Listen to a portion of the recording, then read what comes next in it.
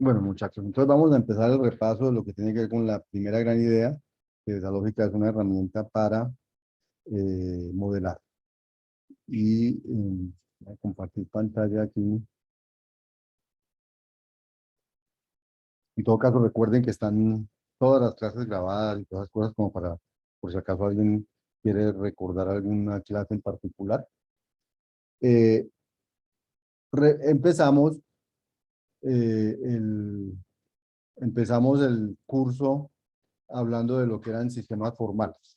Entonces, de esto, solamente una cosa importante es que definimos que un sistema formal tenía un lenguaje formal y un aparato deductivo, y que un lenguaje formal se describía por medio de una sintaxis, un alfabeto, una sintaxis y una semántica, y que el aparato deductivo pues se describía a través de unas reglas. Y dijimos que en este curso nos íbamos a enfocar en dos sistemas formales muy importantes, que eran unos sistemas lógicos, que eran la lógica proposicional y la lógica de predicado. Es aquí. Entonces, dijimos que un sistema lógico era un sistema, una lógica era un sistema formal que tenía como todo sistema formal, un lenguaje, una sintaxis, una semántica y tenía un aparato deductivo, ¿sí? Solo que se llamaban lógicas porque se usaban para hacer demostraciones de verdades. O sea, la lógica tiene que ver con establecer la verdad de cosas, y para establecer la verdad de esas cosas existe una semántica que dice cuándo algo es verdad y cuándo algo no es verdad, y existe un aparato deductivo que dice cómo deducir que algo es verdad. Y eso es una lógica. Una lógica entonces tiene un lenguaje para poder expresar, poder modelar mundos en esa lógica, y tiene un aparato deductivo para poder demostrar la verdad de esas cosas. Ese lenguaje entonces nos permite escribir cosas en la lógica y nos permite saber, digamos, calcular la verdad de esas cosas. Recuerden que la semántica me dice cuándo algo es verdad o cuándo algo no es verdad, y el aparato deductivo lo que me dice es cómo demostrar que ese algo es verdad, porque ya vamos a ver que decir, demostrar digamos, calcular la verdad semánticamente muchas veces es absolutamente imposible, porque es muy costoso, es muy caro, y nos pasaríamos años antes de saber si una frase es verdad o no. En cambio, las demostraciones nos permiten demostrar que algo es verdad con una secuencia de pasos sin necesidad de calcular eh, su verdad. Y ya vamos a ver. Eso eran los sistemas lógicos. Eh, y nos centramos en dos lógicas. Una, la lógica proposicional, y que hicimos dos clases de la lógica proposicional, o dos etapas, y otra, la lógica de predicados, que tenía que ver con dos etapas también. ¿Qué hacíamos en esas dos etapas? De la lógica de proposicional, nos centramos en su sintaxis semántica y luego en su aparato deductivo, y luego pasamos a la lógica de predicados, nos centramos en su sintaxis semántica, y luego pasamos al aparato deductivo de la lógica de predicados. La lógica proposicional, eh, su sintaxis, terminamos diciendo que nos servía para modelar, digamos, contextos en lenguaje natural, y terminamos diciendo luego cuándo una fórmula era verdadera o falsa en el caso de los predicados. Entonces aquí quiero recordarles eh, que el objetivo de toda esta parte de la lógica es modelar formalmente cosas que están descritas en lenguaje natural, en el caso nuestro. Entonces lo que usamos es la lógica para argumentar cosas sobre el lenguaje natural. Por ejemplo, este era el ejemplo con el que introducíamos este tema, era que el profesor dice que si al final de esta clase no hay preguntas, entonces haré un quiz, y resulta que al final de la clase no hubo preguntas. Entonces, ¿qué podríamos concluir? Pues deberíamos poder concluir que el profesor hizo un quiz, ¿cierto? Entonces, ese tipo de argumentaciones son las que queremos formalizar con la lógica proposicional. Y entonces a cada frase se le da un nombre de una proposición, P, Q. Cada frase se pone con una proposición y entonces uno termina diciendo que la primera frase que decía que si al final de la clase no había preguntas, entonces el profesor hace un quiz, se podía modelar como P implica Q, que al final de la clase no hubo preguntas, se podía modelar como P, y que de esas dos cosas uno debería poder deducir que Q es cierto. Entonces, aquí la clave es que a esas cosas que le ponemos nombres se llaman proposiciones. Una proposición es algo que se puede valorar como cierto o falso, y la lógica proposicional entonces es el sistema formal que usaremos para para escribir proposiciones. Y empieza toda la parte de qué vamos a llamar proposiciones, unas cosas que podemos decir que es verdad o cierta, que hay proposiciones muy sencillas, como por ejemplo hoy llueve, o como por ejemplo Lima es la capital de Perú, y que hay proposiciones complejas, como por ejemplo hoy llueve y mi carro está dañado, cosas de ese estilo, en las que hay como dos frases unidas por una proposición, que es el y, el o, la implicación, y por eso se llama lógica proposicional. Entonces se da una gramática para escribir fórmulas en esta lógica proposicional. Y en esa gramática entonces hay letras proposicionales, hay dos constantes, true y false, ¿cierto? Hay unos operadores lógicos, unos unarios como la negación, unos binarios como la conjunción, la disjunción, la implicación y la equivalencia. Y, y unas reglas para mezclar todas estas cosas y escribir frases cada vez más complejas. Esa es la gramática eh, para escribir frases en la lógica de predicados. Después vemos que esas frases quedan con muchos paréntesis y que podría uno reducir los paréntesis, ya sea porque hay precedencia de operadores, prioridad, ya sea porque realmente no hacen falta para uno entender qué va primero.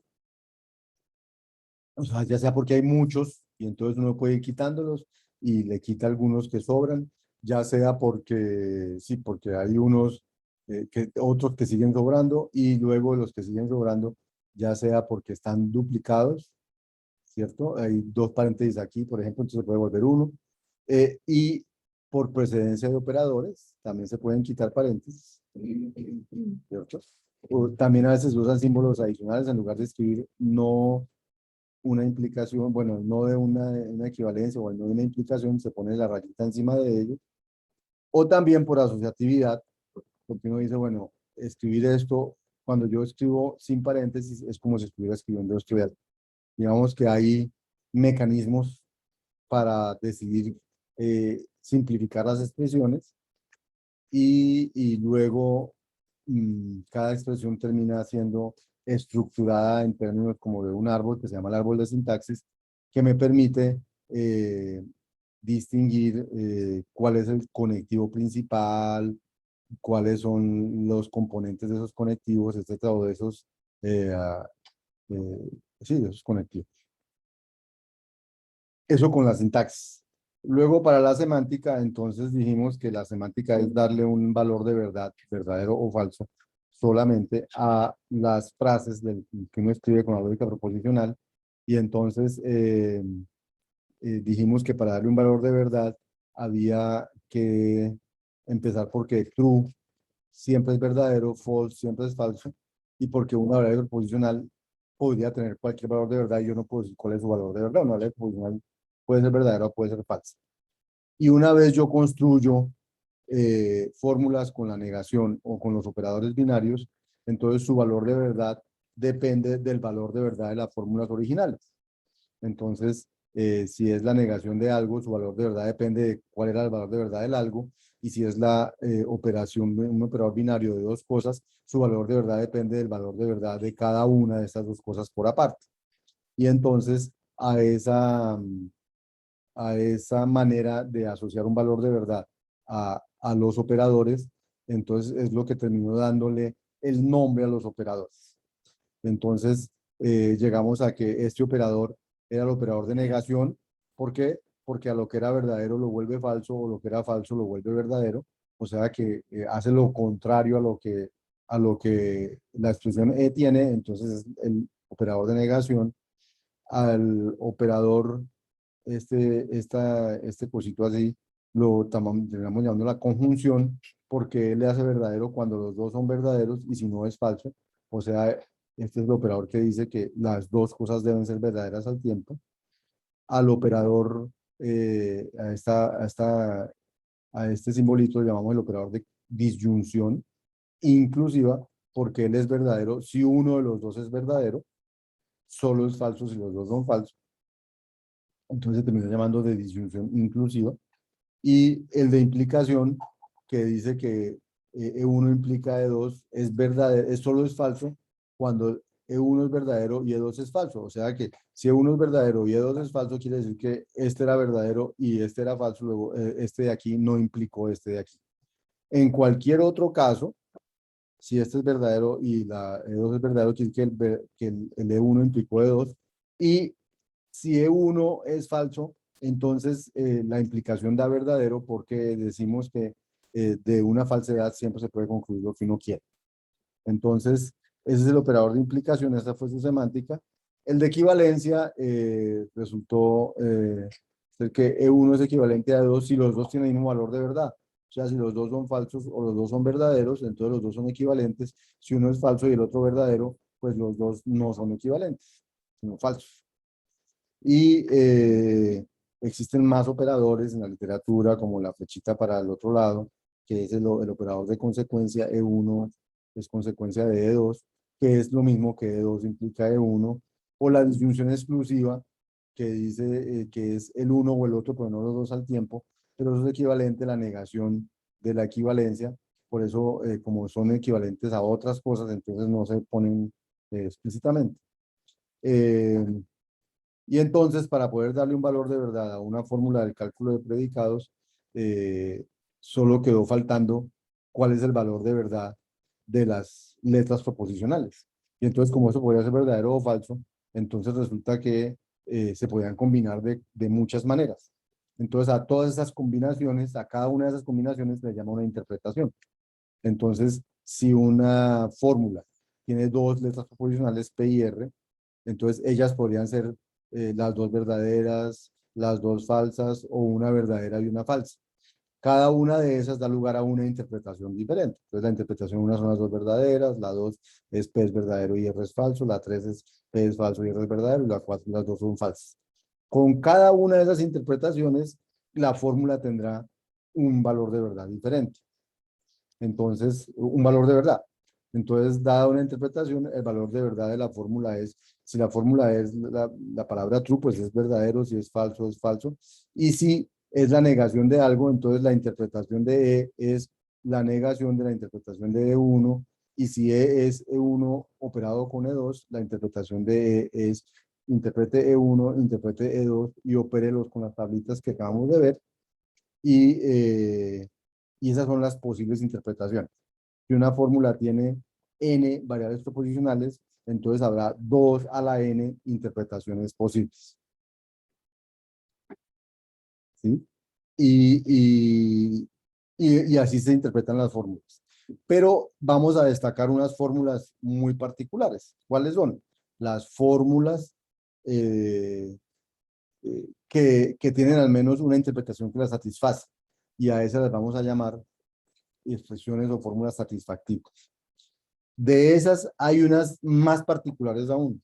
Son expresiones booleanas en las que sea cual sea la interpretación que yo tome, siempre da verdadero. O sea, si yo le digo que la variable proposicional P es verdadero y la Q es falsa y la R es verdadero, eso da verdadero, pero si le pongo cualquier otro valor, eso da verdadero siempre. O sea, no importa qué interpretación yo tome, eso da verdadero. Esas fórmulas se van a catalogar como fórmulas muy potentes porque son verdaderas sin importar la interpretación y entonces se les van a llamar tautologías o se le van a llamar fórmulas válidas o fórmulas tautológicas, ¿cierto? Eh, y hay otras que vamos a llamar unas fórmulas especiales que son las que no las satisface nadie. O sea, son fórmulas insatisfactibles o contradicciones, que sea cual sea la interpretación, eso da falso. Entonces a esas fórmulas vamos a llamar insatisfactibles. Y, y esas son como las tres tipos de fórmulas vamos a catalogar como satisfactibles, como válidas o como contradictorias. Y entonces ya pudimos empezar a hacer tablas de verdad y hacíamos tablas de verdad de fórmulas y entonces algunas nos daban verdaderas, otras falsas. Esas fórmulas decíamos que eran satisfactibles. Hacíamos tablas de verdad eh, de otras que daban siempre falso. Entonces a esas las llamamos insatisfactibles y hacíamos tablas de verdad que siempre daban verdadero y entonces a esas fórmulas llamábamos tautologías o fórmulas válidas o fórmulas válidas o tautologías en la lógica proposicional. Luego dijimos, bueno, ¿para qué sirve esto? Entonces dice, para argumentar la corrección de una argumentación en lenguaje natural. Y hicimos muchos ejemplos. Este fue el primer ejemplo, un razonamiento en lenguaje natural. Alguien que dice, para la próxima fecha de las eliminatorias sudamericanas, si Colombia no le gana a Venezuela, Brasil la puede pasar. Además, si Brasil le gana a Ecuador, Brasil puede pasar a Colombia. Por lo tanto, Colombia le gana a Venezuela o Brasil la puede pasar. Entonces, por lo tanto, es una conclusión y uno quiere saber si esa conclusión se deduce de estas afirmaciones previas.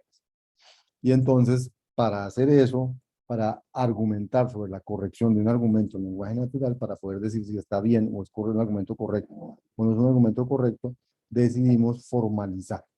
Formalizar es coger el argumento y escribirlo de forma que quedara como premisa 1 y premisa 2 y premisa 3 y premisa K implican una conclusión.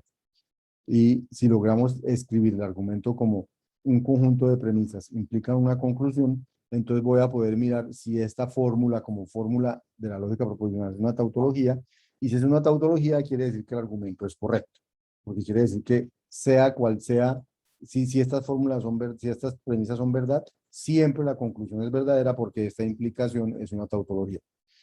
Si de alguna manera esto no es una tautología, quiere decir que hay, hay, hay una manera en que no se puede concluir lo que la persona dijo en lenguaje natural, porque hay una combinación de verdades aquí, que hay un caso en que todas estas cosas son verdad, pero la conclusión es falsa. Entonces, si todas estas cosas son verdad y la conclusión es falsa, quiere decir que la implicación no es una tautología. Y la implicación no es una tautología, quiere decir que el argumento original no es correcto. Entonces, el argumento es correcto, sí, solo si la fórmula es una tautología, y esa es la manera como vamos a opinar sobre la corrección de un argumento en lenguaje natural. Entonces, ¿cómo hacemos para opinar sobre la corrección de un argumento en lenguaje natural? Cogemos el argumento en lenguaje natural y lo traducimos a la lógica proposicional. ¿De qué forma?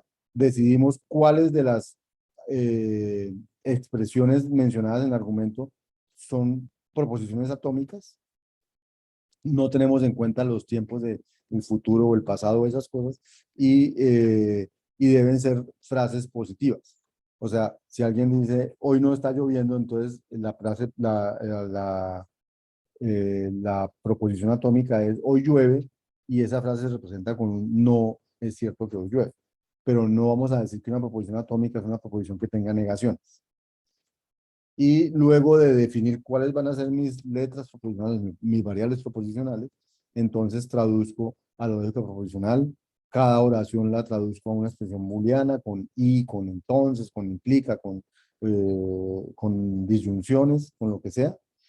Cada oración de las que va saliendo se une a la otra por una conjunción, y la conclusión se conecta por un por tanto, normalmente, un luego o en consecuencia, se conecta por medio de una implicación.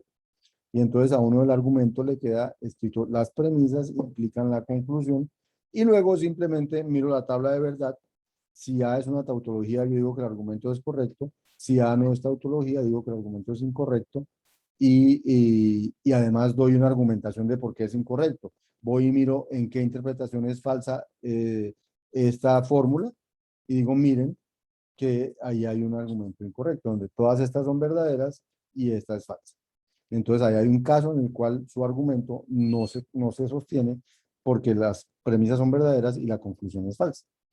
Y así lo vamos a usar para encontrar que un argumento es correcto o incorrecto.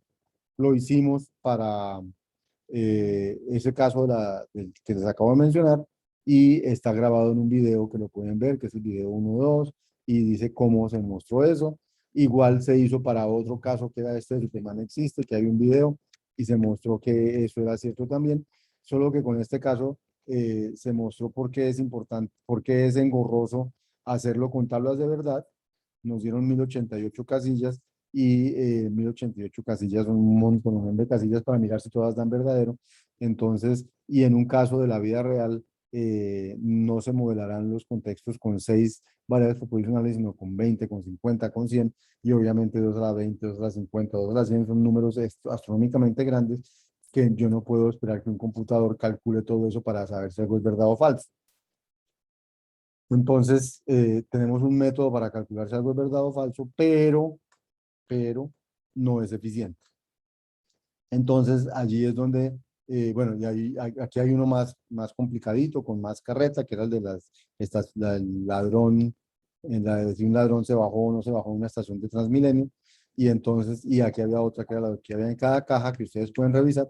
Lo que quiero decirles es que lo que terminamos mostrando aquí es que aunque tenemos un método para saber la verdad de una argumentación, ese método puede ser muy ineficiente. Y entonces aparece el aparato deductivo de la lógica. No sé si hasta aquí alguien tiene alguna pregunta o inquietud. Continúo de esa manera. Hasta aquí es como el repaso de la lógica proposicional, lo que es su sintaxis y su semántica.